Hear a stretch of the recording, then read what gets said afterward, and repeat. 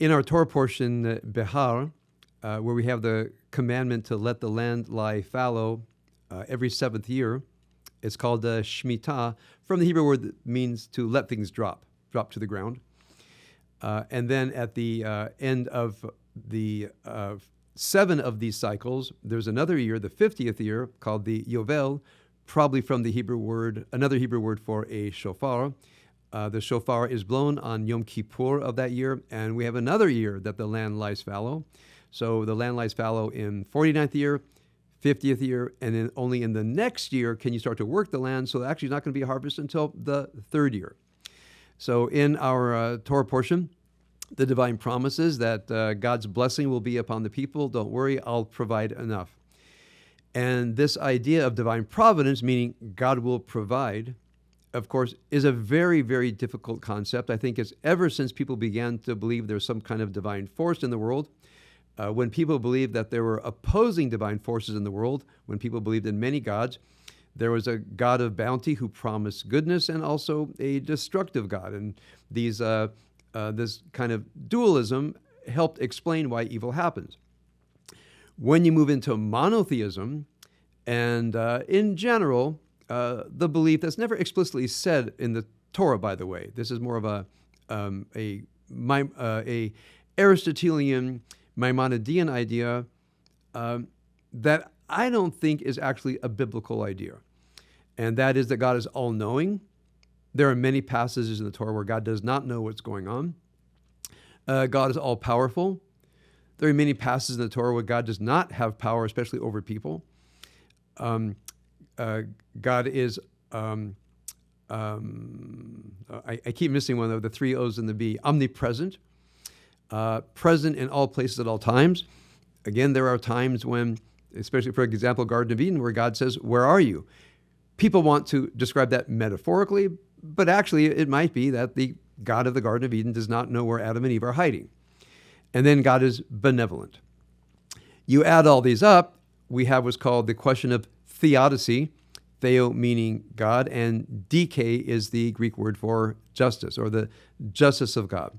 The K sound in Greek turned into the soft C in English. We actually should say theodike, but everybody says theodicy.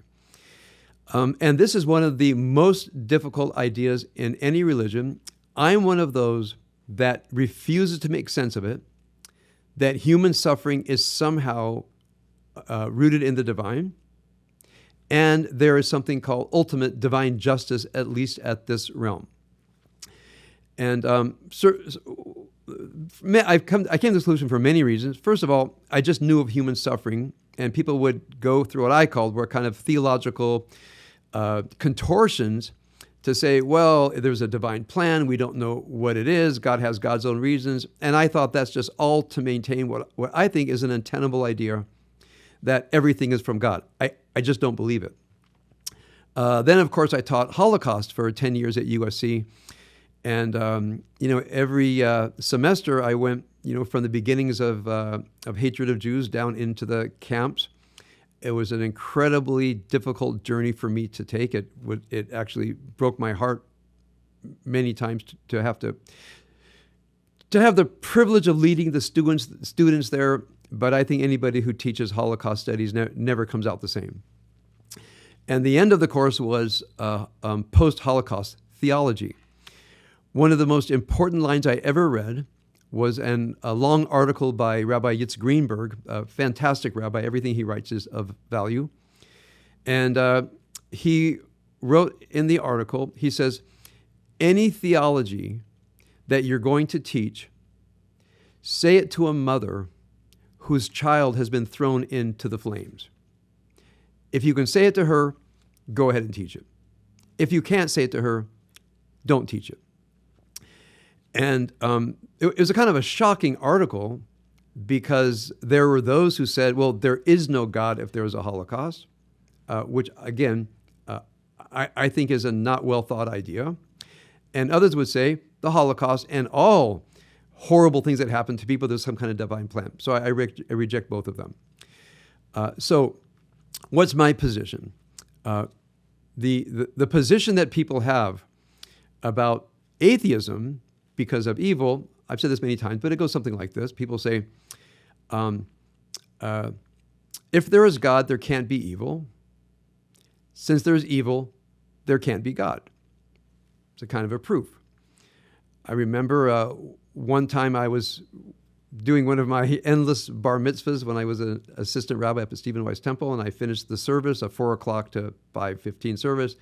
I walked out. There's this guy waiting for me, and he says, "So you're the rabbi?" I said, "Yeah, I'm the rabbi. I was just in that room." He says, "So you believe in God?"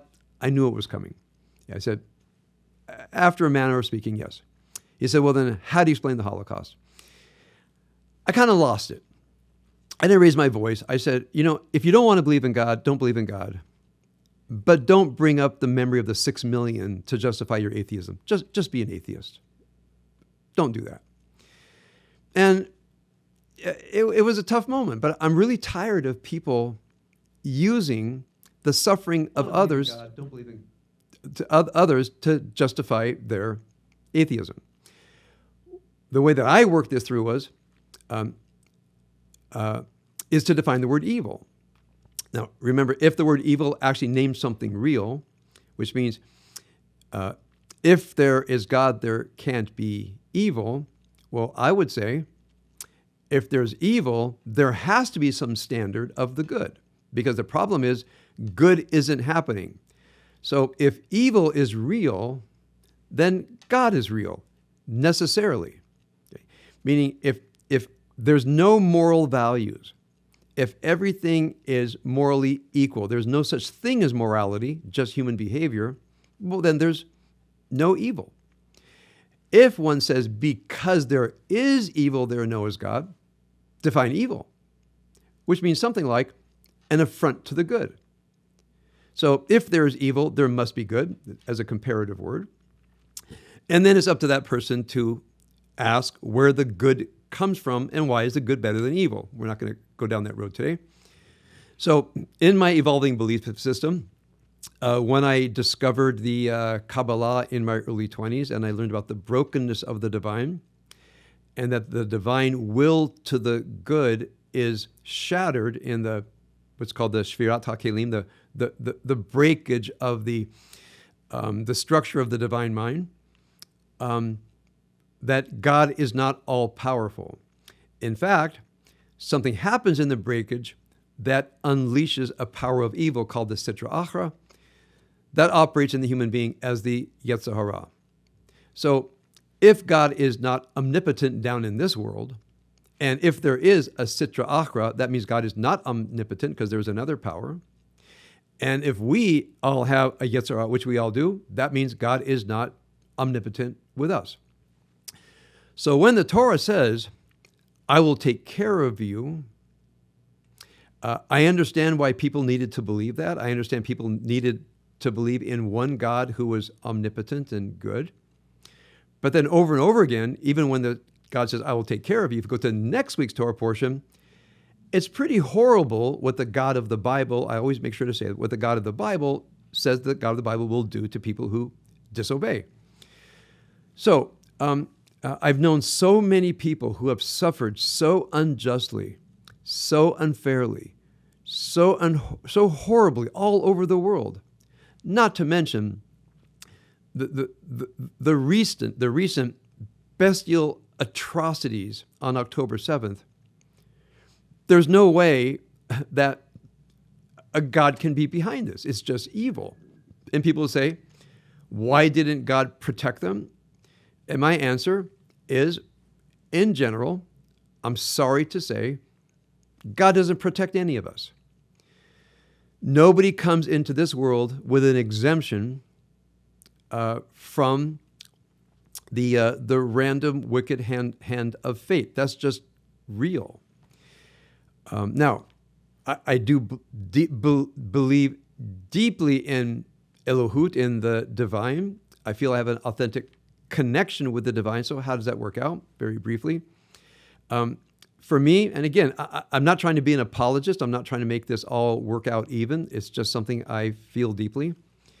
I believe that the divine is present in the soul, and there's a divine divinely bestowed wisdom in the soul to help us deal with grief and suffering, and maybe even our own suffering. So the few times that I've suffered, nothing like what I've seen other people suffer, but in my own mild versions, I never felt God is doing this to me. What I felt is there's a dignified way to suffer. Now, I, like all of you, I'm going to leave this world. And I don't believe death is punishment. I believe death is something we all go through, and I hope I go through that. That passes from this world to the next with my dignity intact and my belief that I'm entering into the next passage of the existence of my being. So, if someone is suffering, my plea to you is don't say there's a divine plan. Don't say, oh, God is ultimately good, there must be a reason. That's like Job's friends who tried to tell Job there is a just universe when the readers know from the book of Job, we don't live in a just universe. Kabbalah says we live in a broken universe, and therefore we human beings have the responsibility, as much as we can, for us to be compassionate and for us to act justly, thus bringing repair to ourselves, to other people, and ideally the world. So that's my 10 minutes of thought on the idea of theodike, God's justice. And again, I don't believe we live in a world that is just, but we human beings can channel justice.